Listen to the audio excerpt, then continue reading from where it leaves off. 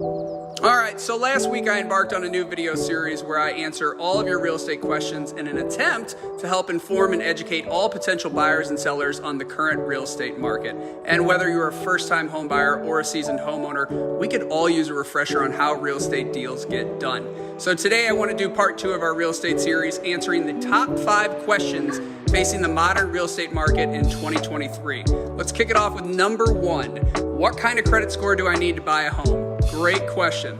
So for most loan programs, your lender will require a FICO credit score of 620 or better. An important note here, depending on the lending guidelines and when you apply for your loan, credit score limits may change, so it's always important to consult your lender. Number 2, how much do I need for a down payment? So the national average for a down payment is around 11%. However, some first-time homebuyer programs actually only require a buyer to put down as little as 3 to 5% to purchase a home.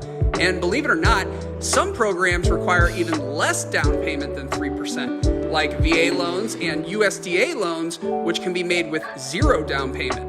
Of course, VA loans are only made to former or current military service members, while USDA loans are only available to low to middle income buyers in USDA eligible rural areas. Look, for many years, conventional loans required a 20% down payment, but today, some newer conventional loan programs are available with as little as 3% down.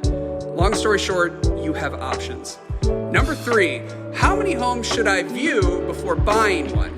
Okay, this is a great question, and believe it or not, we get asked this all the time as real estate agents. And the honest answer is you never know.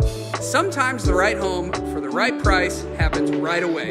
So other times it may take some real house searching before the right opportunity presents itself. One thing is for certain though, home shopping today is easier today than ever before. The ability to search for homes online has completely changed the home buying game. Convenience is at an all-time high, but I can promise you nothing beats visiting a home to see how it feels and looks in person. Number 4, what is earnest money? This is a question that happens more often than you might think. Earnest money is an upfront deposit that you, as the buyer, make when you are planning to purchase a home. Sometimes it's called good faith money or having a little bit of skin in the game money, and is intended to prove that you, as the buyer, have every intention of buying the home, assuming the home purchase closes. So how much should you expect to spend in earnest money when purchasing a home? So in most cases, you can expect to pay roughly 1% of the sales price for your earnest money.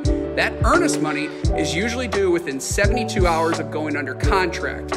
And to ensure the deposit's safekeeping, a neutral third party, normally a title company, will hold the earnest money until the purchase agreement is either completed or terminated.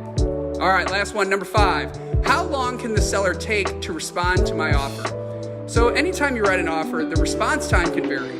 Real estate is always fluid and each situation is different. However, when you write a contract, at the very end of the contract, you, as the buyer, can write in a specific time you'd like to have from the seller to get a response for your contract. Now, in modern day real estate, some listing agents do what they call deadline deals, and in those particular cases, a listing agent may alert all other buyer agents that showings for the home begin on, say, Thursday, and that all offers are due on Sunday by 6 p.m., with a response time from the seller of 1 p.m. on Monday. So in these particular situations, the listing agent has already informed you as the buyer as to when their seller plans on responding, and more often than not, that is when you will expect to hear an answer back from the listing agent regarding the seller's final decision. Written offers should stipulate the time frame in which the seller should respond, but more often than not, giving a seller 24 hours notice should be plenty sufficient. Catch you guys next time.